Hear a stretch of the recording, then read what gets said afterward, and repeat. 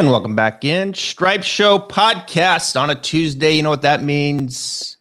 DFS time. We lob it ahead. Of course, great show yesterday. Appreciate the response on the podcast with Daniel Rappaport breaking all that down. Still a little in shock. Harris English and Bryson DeChambeau looking like your weekend warriors out there coming in trying to break 40 on Sunday. And Abraham Ancer gets his first win, but we're not talking about that anymore. We're going to lob it ahead. It's the Wyndham Championship week.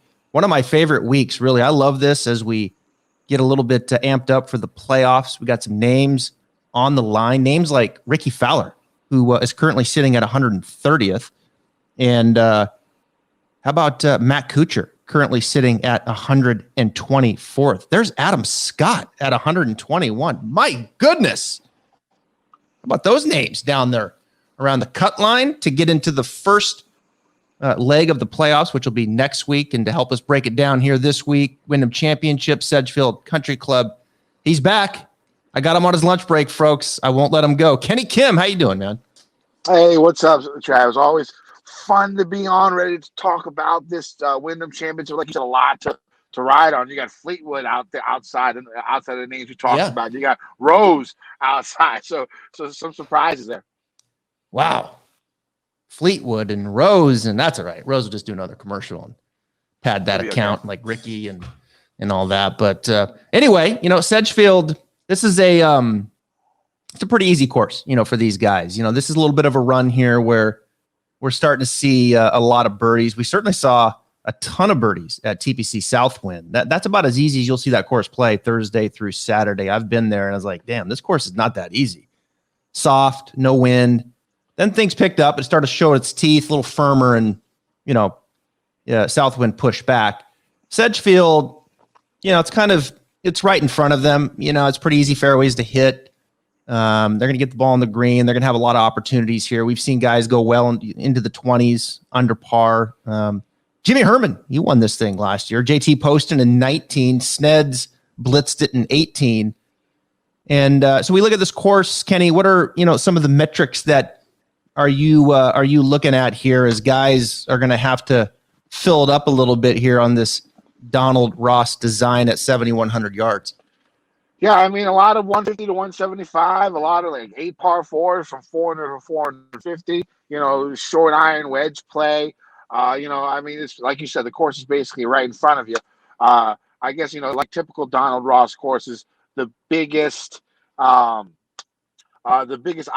in the course is probably going to be the greens. Pretty tough putting. A top 10, I think, in hardest putting on tour, year in, year out for this course. But that's normally a Donald Ross staple that you see, at his courses. So, getting to the green should be pretty easy. I mean, you got fairways here. I think the green and regulation rate when you're on the fairway is 80%. The green regulation rate when you're in the rough is 50%. So you definitely gotta poke it out there in the fairways. You won't see too many drivers out there with everyone trying a little bit shorter course. Everyone trying to get those fairways so they can hit those greens a little bit easier.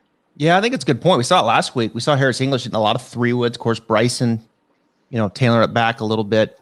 Southwind tee to green, you can sacrifice maybe a little bit of weakness in the putter, as we saw JT win there. You got to make putts here. This is, obviously strokes gain approach, ways out. We know that's always right there is 1, but strokes gain putting is 1A, where, last week we probably pushed it down a little bit. This week you got to push it up. You got the guys of like JT Poston winning here who can fill it up. Sneds, of course, can fill it up. Reed won here in 13. He can fill it up. Webb, we know he can fill it up. So you got to have the putter along with the ball striking. But I think you make a really good point. From the fairway here is certainly going to be a little more of a premium. And I think some of the longer hitters will bring it back down. All right, let's get right into it here. Got the DraftKings loaded up here. This way we do it here in the matchup. We'll go through each salary cap, and we'll give us our thoughts here on most all the players, and then our favorite pick from each range. And not a great field here, as a lot of the big names, of course, are going to shut it down for a week before we get into the playoffs. But make no mistake, we've got some great fields coming up, and this is always a fun week as guys try to jockey for position, either A, get into the top 125, or B, move up, right? So you look at these names here in the top range. The first name that comes to mind, Patrick Reed, he's just playing every week at 10,200. Will Zalatoris is at 10,300. He's trying to get a win. He's trying to get into the playoffs. Kokrak's at 10,000, and on your top end, you've got Hideki, the highest ranked at 11,000, played beautiful down the stretch last week. There's Louis. He's going to try to win this thing. Louis is like, I want to win the FedEx Cup playoffs at 10,700. And then Webb Simpson knows a thing or two about this course, 10,600. And on cue, has his best round, perhaps, of the year, 66, last week at Southwind, which I had him on my lineup in DFS, and it just moved me all the way up to 200. I was like, damn it, I might win this thing. And then, there goes Terrell Hatton and Dustin Johnson. But anyway, Kenny, the big names, anybody jump out to you? I'm going with the biggest name on the board. The way Hideki has been playing the last couple of weeks through the Olympics, and after his major win, there was a little bit of a lull, but it looks like he's back up to where he needs to be. Iron game exceptionally strong. He's looking really good week in and week out. At least the last few weeks, I think another win is in the horizon. He's probably going to be my favorite play in this range. I'm really not going out on the limb when it comes down to this one. I do like Webb. I'll probably use Webb in cash, but for GPPs, I like Hideki a lot. Yeah, it's funny. Everybody was making this thing about Xander and those guys coming back from the Olympics, and man, they got to be running out of gas, and I'm sure they were. And there's Hideki. He's like, hey, I was over there too. I had the most amount of pressure on me, and here he is sitting in the playoff and should have won that damn thing. I don't know how that ball didn't turn. It looked good. It did look good. I thought it was in. I was sitting there watching my son 3 feet before I was at 10, and just lips out. That's how close it was for Hideki to get the win.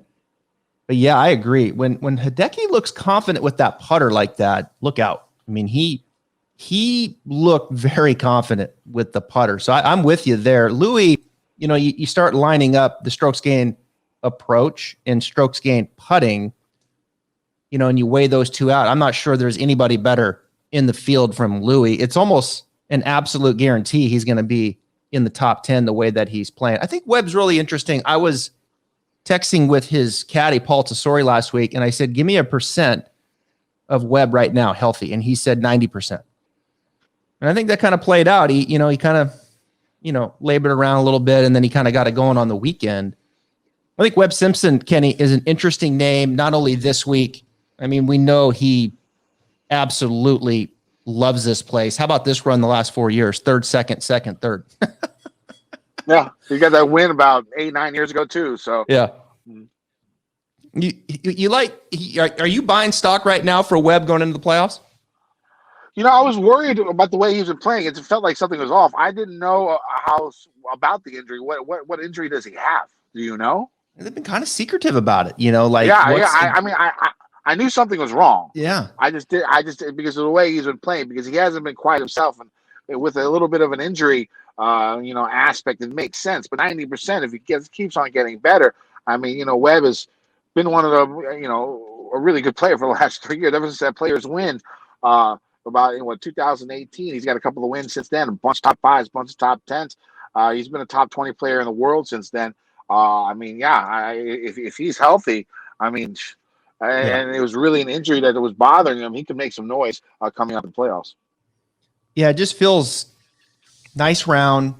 Made a silly bogey on the par three putter from 21 feet on the back nine. But they just hit a lot of great shots. It was really kind of the first time it looked like Webb Simpson, on Sunday last week. So I'm buying stock for Webb heading into the playoffs. I think he'll certainly be there. I think of the top three, obviously it's difficult to move away from Hideki the way he's playing, Louis the way he's playing. I think all systems go. I think Webb's right there with them. Will showing some signs, made some putts last week, took a month off. It was nice to see him bounce back. There's Patrick Reed. Do you ever get concerned when players play every week? Reed, last minute, went to the Olympics, didn't look good last week. Here he is again playing this week. He's going to be in the playoffs. Do you ever get concerned when these guys just never take any time off? It's definitely something to think about. They usually play like 7, 8 weeks in a row, but all over the world. You would think that it might catch up with him at some point in time, but he's got a lot to play for too. I mean, he's no shoe-in for the Ryder Cup after what happened last year.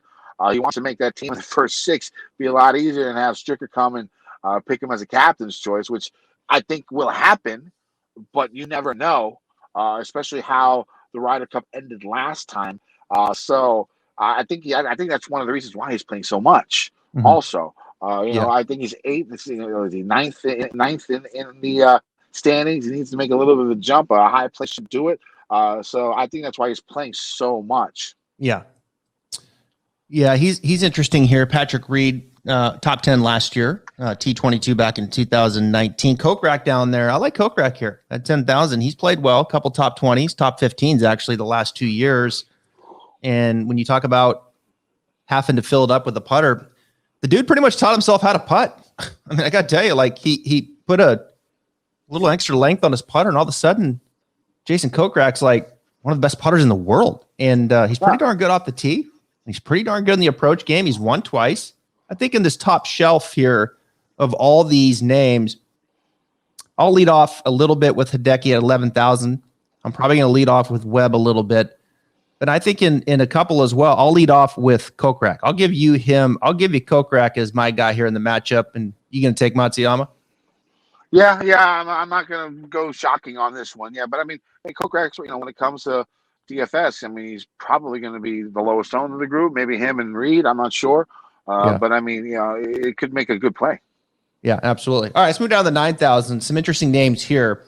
Brian Harman's getting a lot of respect here at 9,900. He's played pretty well here. He had a T6 back in 19. Where we are here. There's Tommy. Okay, Fleetwood. Yeah, there's Fleetwood again. Man, people just love Fleetwood. 9,700. Sun JM, flip your coin. What are you going to get there at 96? The time for Russell to get back on the horse at 94. There's Matthew Wolff, 9,300. Good to see him back out there playing. Adam Scott, just on the inside at 92. Former champ Siwoo Kim, 9,100. Bubba, interesting name, at 9,000. What do you make of Wolff? Of all the stuff that's went down with him, are you confident in that the Matthew Wolff that we know is going to show up and play here as we get ready for the playoffs? Or are you 100% in on him and where he might, or are you like, man, I don't know. Is he 100% back and he could withdraw again?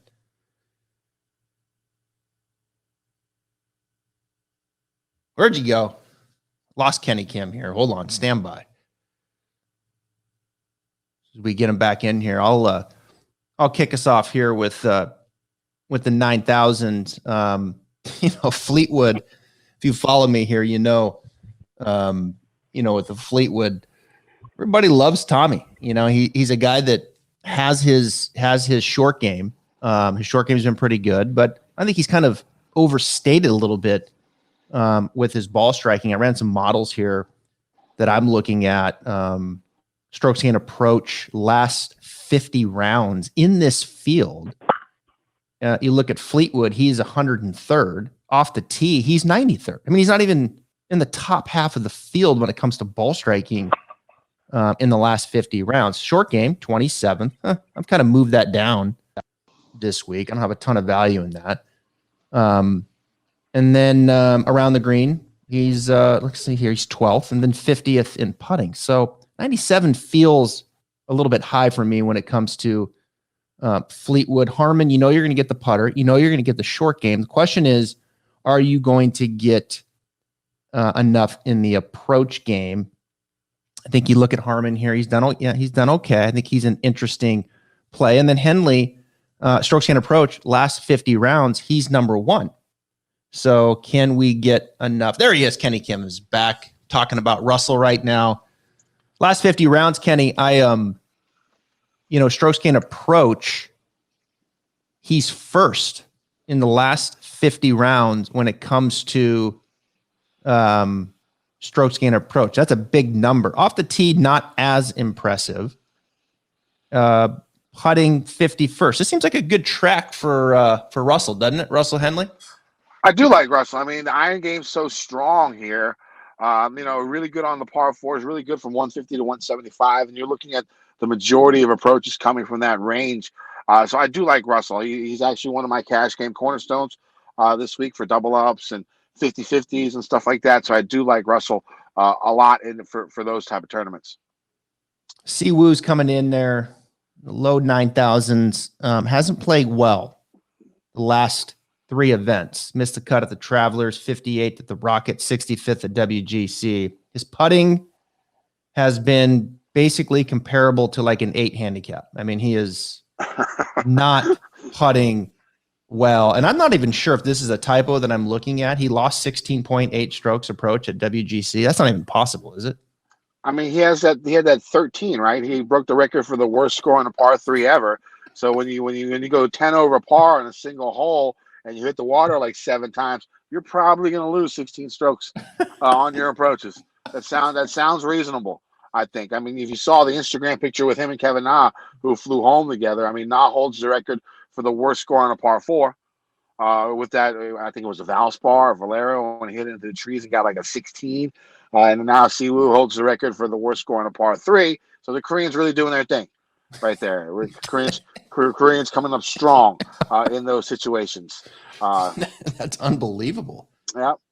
Yep. I mean, it's one of those things, right? That you're willing to overlook that. But Siwoo hasn't played good, but he's coming back to a place that he clearly likes. I mean, he's won here, and just in the last 2 years, he was T3 in 20 and 5th in 19. That's an interesting name. 9,100, probably appropriately placed. Is there anyone else here in the 9,000s? Adam Scott, does he play with some desperation here, wanting to move on? Does that interest you, or are you going to flip the coin with Sanjay? I mean, Scott is interesting because if you look at the tournaments he's played this year after the Sony, I think they've all been like top 15 toughest courses on tour. You know, and now he's playing a course that's predominantly in one of the easiest courses on tour. You don't really see him play easy courses. So, I mean, I think his ownership is going to be down. I think he's worth a look at a course like this because, I mean, the courses he plays are the major courses, Riviera, Genesis, Memorial, the Players. You know, he plays all those tournaments where the courses are so difficult, usually in the top 20 most difficult courses on tour. Now he's going to the bottom half. Maybe he can make a run. Maybe he can do something. We'll see how. I mean, the talent's there. He's got one of the sweetest swings out there. So I think it might be behooves people to use him. At lower ownership in tournaments. What's held him back is really his ball striking, particularly his driver. He's not driven the ball well this year at all. His putter has actually been his strength. Now, say that out loud. Yeah. The strength of Adam Scott has been his putter. But his driver has been a little erratic when you look at it. He's not getting himself in position. His approach game, not great. His best was at the Honda, which feels like 3 years ago. You make an interesting point on the easier course here. You know, he has played predominantly the more difficult golf courses. I think for Adam Scott to be relevant here, which is his first time playing here, at least in a while, he's got to get that ball striking going. And that driver concerns me, to your point of getting the ball in play. Well, I tell you, I'm probably gonna kind of fade the top part of the 9,000s in Harman, Fleetwood, and M. I do like. I'll bounce back here with a little Siwoo Kim, and I think Russell Henley's really interesting. I really do. I think Henley is probably going to be my pick here in the 9,000s. I'm going to take him from you. No, that's fine. I sort of have a feeling on somebody else, and you sort of glanced over him. Okay. I think it could be Tommy's time. Okay. You saw Answer get that win last week. He showed glimpses during the Olympics. You see glimpses of him doing pretty well 1 or 2 rounds an event. The Tommy Sundays usually aren't the best, and it's usually when he folds. But I've seen a little bit from his game. Maybe it's better on more of a correct track from where he was maybe a couple of years ago. And with a weaker field like the one we have now, I give him a little bit of chance. Again, a reduced ownership. I don't know how many people are going to pay him at $9,500. So I like Tommy for tournaments a lot. Okay. He's probably going to be he's probably going to be my play. All right. Yeah, fair enough. And I'll throw Henley in there. Who played? He didn't play good at the Open Championship. We haven't seen him since. So it's been close to a month since we've seen Russell. Man, I had a win ticket on the Travelers. The tournament fell his way.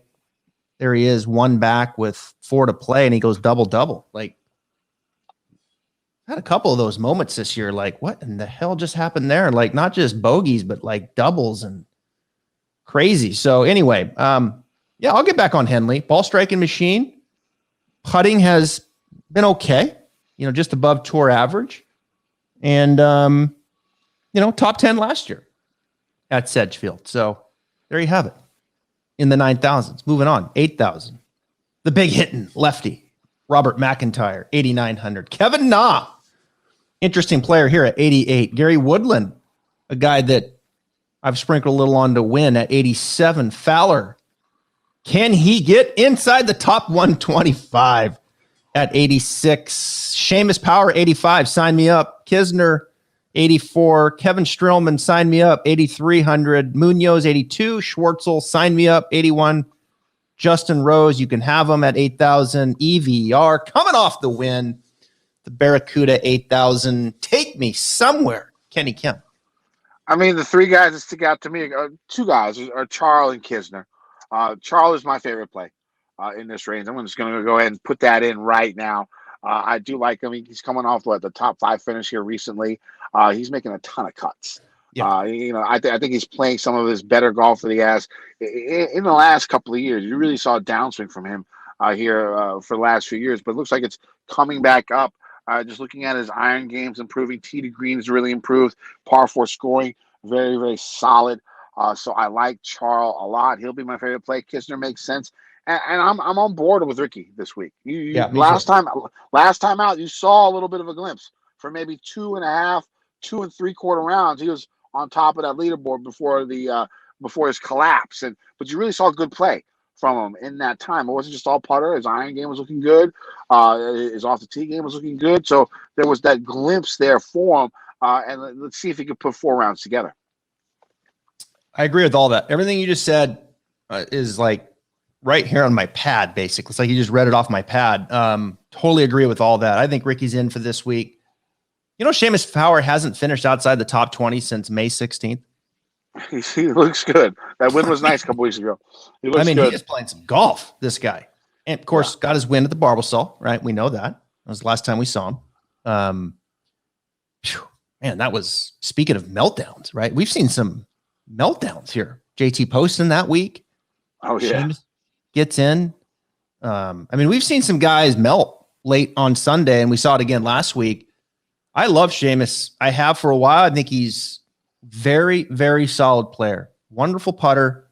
Approach game has really gotten better this year. You want to talk about most improved approach game? You got to put Seamus Power in that conversation.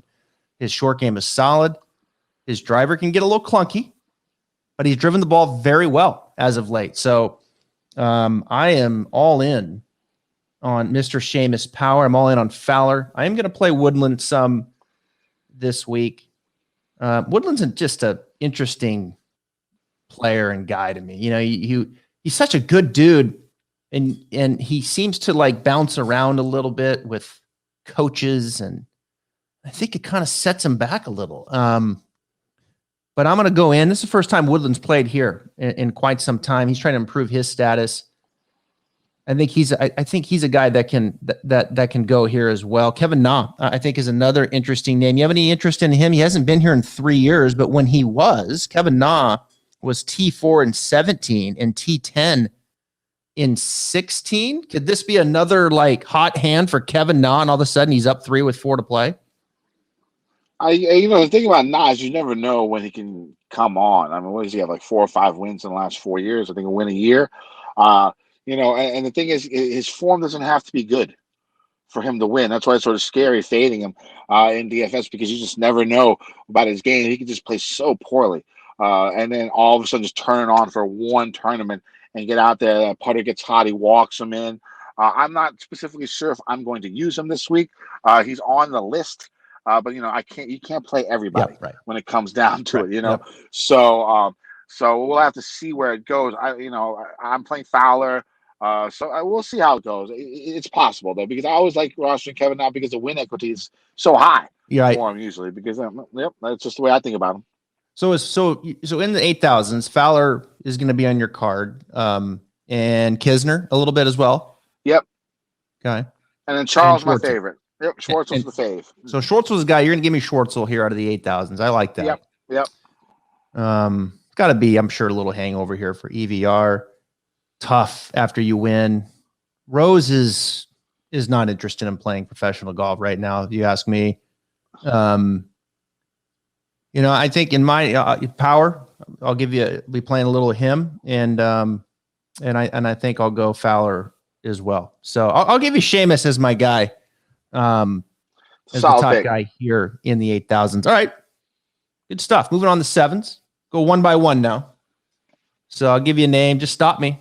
Anytime I get to a name, you like them, just say, one of my guys. Starting at 79, former champion, two-time champion, I believe, actually. Brant Snedeker, 7,900. Mito Pereira, 7,900. I'll stop you there. Okay. I mean, the young Chilean looks like he can ball. Yeah. Again, another guy sort of like Patrick Reed who's doing a world tour. A little bit worried, but he's a little bit younger, a little bit more in shape than Patrick Reed. Could be a little bit easier for him. I like the way he's been playing. I mean, 3 wins on the Korn Ferry Tour is not easy. It's not like those guys are scrubs. The only issue is hopefully he doesn't, turn out like the last guy who did. Wesley Bryan is sort of falling apart. I like Mito. Not my favorite play in the range, but I like him. Yeah. 5th at Barbasol, 6th at 3M. Mm-hmm. I mean, that's pretty heady stuff. Not the best fields in the world, but hey. I mean, in the playoff in the Olympics. In the playoff in the Olympics. Thank you. Yeah, that's right. Yeah, he can ball. Yeah, he's going to be fun. He's going to be fun. Mito at 79. I like that. Johnny Vegas, 78. I mean, strokes gained, ball striking. He's first last 24 rounds. Tee to green, he's third. I mean, this dude can. Johnny Vegas is one of the most underrated ball strikers on the PGA Tour. The dude doesn't get enough credit. You worry about his form here? Yeah. I think it's like 5 missed cuts in 6 events or something like that. It's not great, but I think I might still have to use him because of the way he's playing. Yeah, he's playing great. He's really hitting it well. Yeah, it's good. Yeah, he hasn't. Yeah, boy, he hasn't played good here at all. No, not once. 7,800. JT Poston. Well, slap in the face, perhaps. Right? He's won here. Almost won a couple weeks ago. We just talked about. Great putter. You wait for the ball striking. It's so many times you have the conversation. Great ball striker. Can he have a great putting week? Poston, kind of the other way around. Great putter. Good short game. Can he have a great ball striking week? Gooch, 77. I like Gooch. Iron game's looking real good here recently. Last 50, he's been real strong with his irons. I like Taylor a lot this week. Glover's at 77. I whiffed on him last week. Something happened to Glover last week. I don't know. I was probably going to pass on him. Kazire, 76. Approach game's been better. He can putt. He's an interesting name. Patton Kazire, 76. Lebioto seems like a good place for him at 76. Yeah, I like Hank the Tank. You going to sign up for the continued great play here? Yeah, I'll go Hank the Tank and I like Kazire. I like both of them also. They're going to make my list. Not my favorites. My favorites coming up here soon. Okay. But, Kazire makes a ton of birdies. He's been a birdie machine. Is your favorite HV3? No. Okay. No. HV3 is at 75. Mackenzie Hughes is at 76. Zach Johnson, 75. Ryan Moore, he's won here, 75. He's been playing better. Brandon Grace, 74. What the hell happened to Lanto Griffin? 7,400. He started off the season real strong. Yeah, struggling a little bit. Lanto, a little deeper dive here for a second. He grew up in Blacksburg. 57 back in 18. Yep.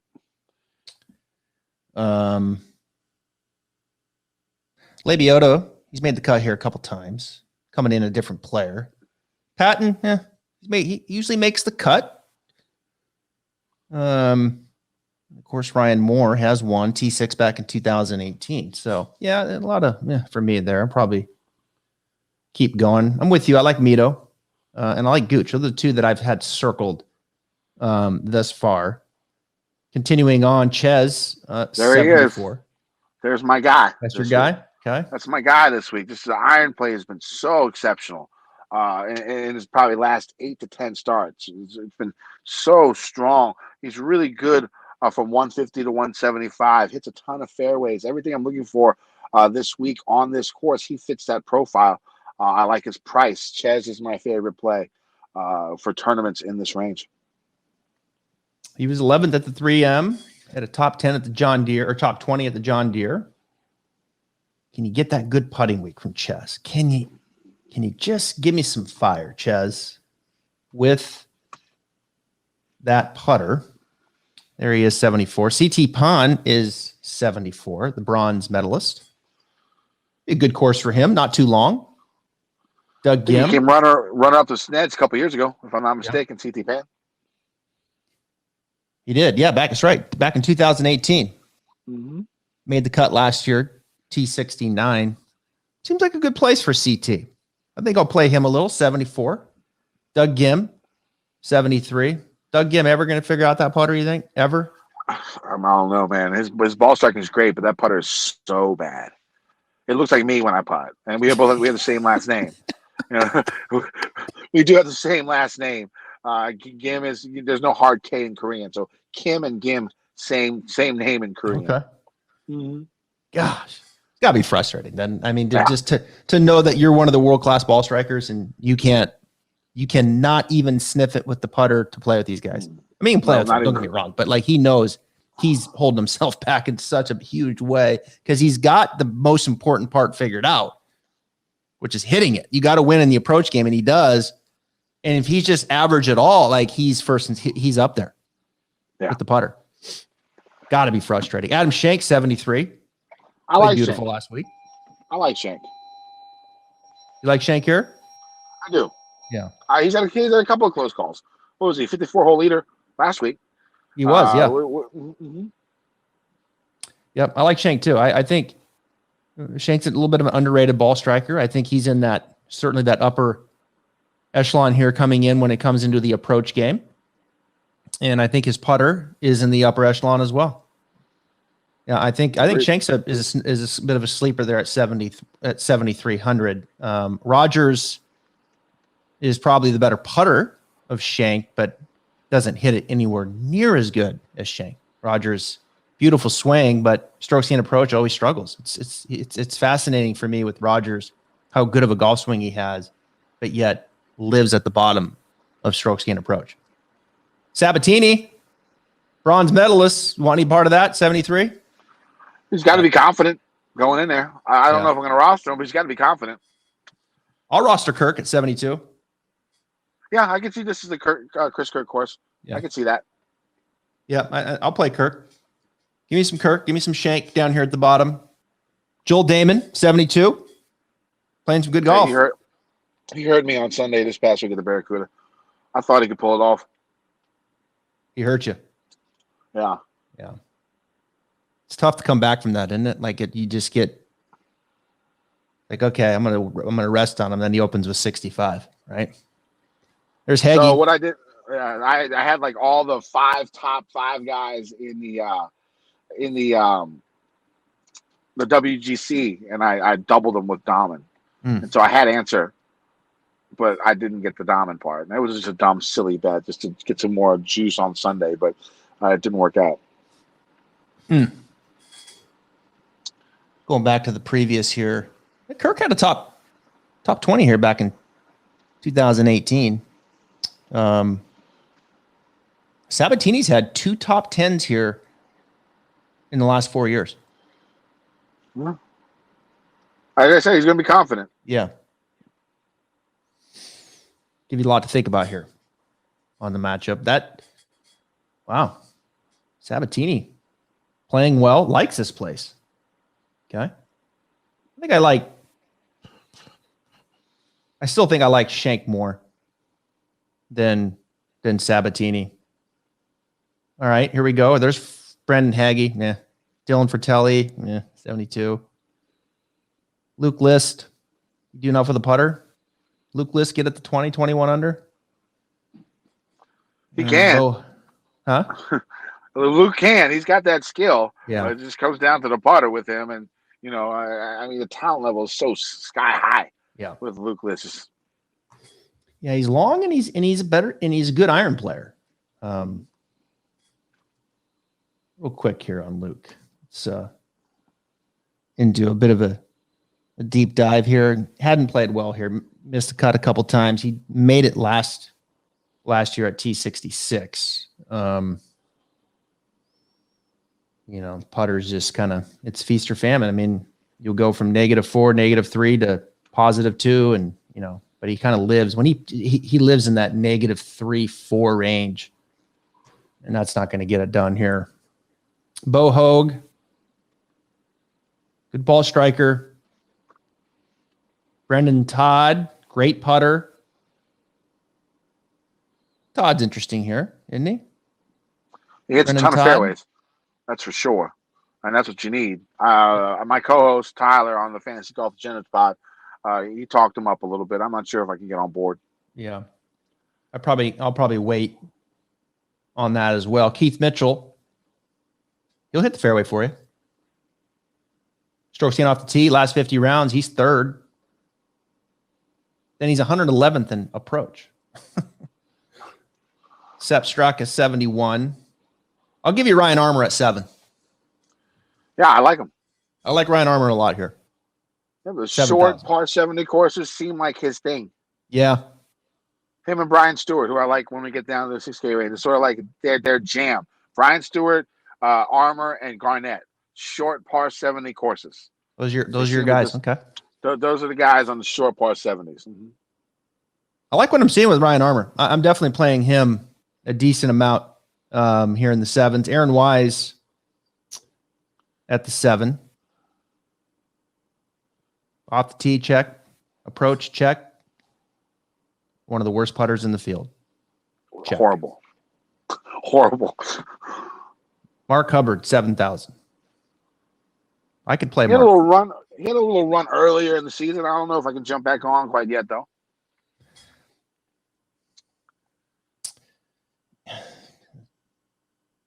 I can play Mark here. I think Hubbard is coming to a place that he likes. T15 last year. T24 and 17. A couple top 25 finishes the last 2 times. Sign me up for Mark Hubbard, folks. Kyle Stanley. Only putter worse than Aaron Wise is Kyle Stanley, folks. I know, it's true, man. It's true. I feel like I could beat those guys on the putt off. And I'm like the worst putter known to man. So they're horrible. Yeah, you got to. It's tough to. You got to have a sniff here, right, with your putter. I mean, Doc's interesting. I think our standard Doc would be good here at 7,000, wouldn't he? Yeah, I mean, he was sort of like the darling kind of end of the year. I don't think he's had as good a season as people expected him to. Maybe he can end it strong. Yeah, it's like, can you get ahead of that, right? I think that's a fair point because these guys will turn it. Like, I mean, it's a long season. There's going to be golf is ups and downs. You're just not going to stay peak performance all the way. And it's like, can you get out in front with the Webb last week with that run? And now here he comes and things start to turn around a little bit. Doc Redman finished tied for 3rd last year.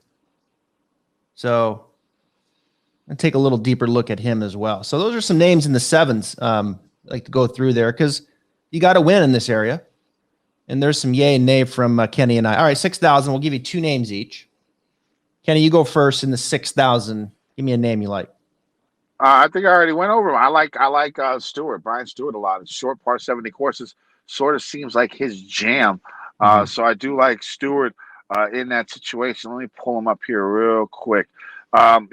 Again, a ton of fairways and really good on those shorter par 4s. One of the best on this field from 400 to 450 yards, and he has a ton of fairways. If you can get that iron game going a little bit, I like him at this cheap price.